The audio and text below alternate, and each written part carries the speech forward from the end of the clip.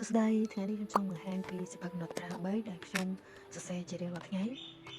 សិភៅទី1នេះគឺជាសិភៅសម្រាប់តាមដានសុខភាពឬយើងនៅសុខភាពឬក៏យើងមានបញ្ហាសុខភាពអីដែលត្រូវនៅវាប្រចាំថ្ងៃអញ្ចឹងណាអញ្ចឹងយើងទៅសេះទៅឲ្យសិភៅមួយក្បាលហ្នឹងខ្ញុំទៅសេះតាំងពីចុងឆ្នាំ2024ហើយមកដល់ឡើងព្រោះវាច្រើនទំព័រអញ្ចឹងយើងទៅសេះឲ្យព្រោះថាយើងធ្វើជា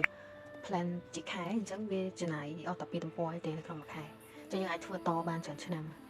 ហើយសម្រាប់315 daily plan នេះសភៅនេះយើងអាចសរសេរអំពី to do list ឬក៏ថាយើងត្រូវធ្វើប្រចាំថ្ងៃអញ្ចឹងណាយើងត្រូវធ្វើអីគេមកថ្ងៃនេះថ្ងៃទី9ថ្ងៃទី10ទី11ទី12អញ្ចឹងទៅយើងកត់តាមហ្នឹងទៅហើយយើងអាចដាក់ម៉ោងទៅថាយើងធ្វើអីគេខ្លះយើងត្រូវទៅរៀនយើងត្រូវទៅធ្វើការយើងត្រូវរៀនអីថ្មីអញ្ចឹងទៅឬក៏ធ្វើកិច្ចការងារផ្សេងទៀតហើយសម្រាប់មួយក្បាលនេះ journal planner នេះអានឹងវានិយាយទៅវាច្រើននៅក្នុងមានតាំងពី future log មានតាំងពី daily plan monthly planner ហើយនឹង daily tracker បើថាខ្ញុំចង់បញ្ចូល daily tracker នៅក្នុងហ្នឹងស្រួលអត់ចាំបាច់យើងធ្វើច្រើនសភៅវាដាក់នៅក្នុងសភៅជាមួយ journal planner ទៅវាស្រួលភាសាវាក្នុងមួយទំព័រវាយើងអាចធ្វើបានដល់មួយខែមួយឆ្នាំមកយើងគូកន្លងទូចៗអញ្ចឹងយើងអាចធីកវាបានរហូតដល់មួយឆ្នាំអញ្ចឹងវាអត់ចំណាយ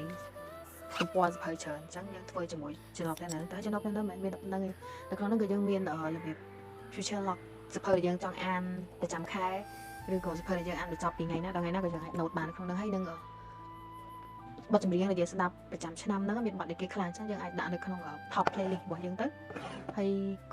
movie អីអញ្ចឹងយើងមើលរឿងគេខ្លះក្នុងឆ្នាំ2026នៅរឿងដែលយើងចូលចិត្តយើងក៏ដាក់នៅក្នុងហ្នឹងទៅហើយក៏មាន sale money អីនៅក្នុងហ្នឹងដែរអញ្ចឹង journal planner ហ្នឹងមានច្រើនហើយសម្រាប់ cover វាមួយប្រចាំ January February March April ណាយើងអាចធ្វើរបៀប journal បើ sticker បើអីតាមយើងចូលចិត្តទៅមុននឹងចូលដល់ idea tracker ខ្ញុំសូមញ៉ាំមីកាមួយសិនព្រោះជីវិតនេះខ្វះមួយឆាតបានទេពេលញ៉ាំមួយឆាតបដៅយើងធ្វើមេរៀនបដៅឬក៏យើងធ្វើ note នៃបដៅទៅវានេះ fresh ដែរអញ្ចឹងណា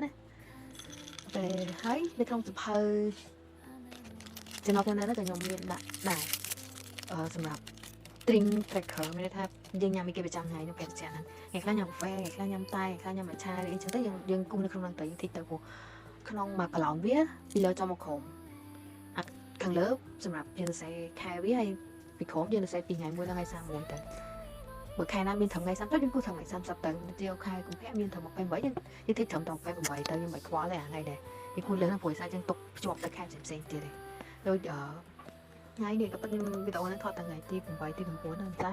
អត់មានពេលផុយឡើយឈឺចឹងដាក់ទៅថ្ងៃញ៉ាំមួយឆាហើយញ៉ាំទឹកបានប៉ុន្មានហើយ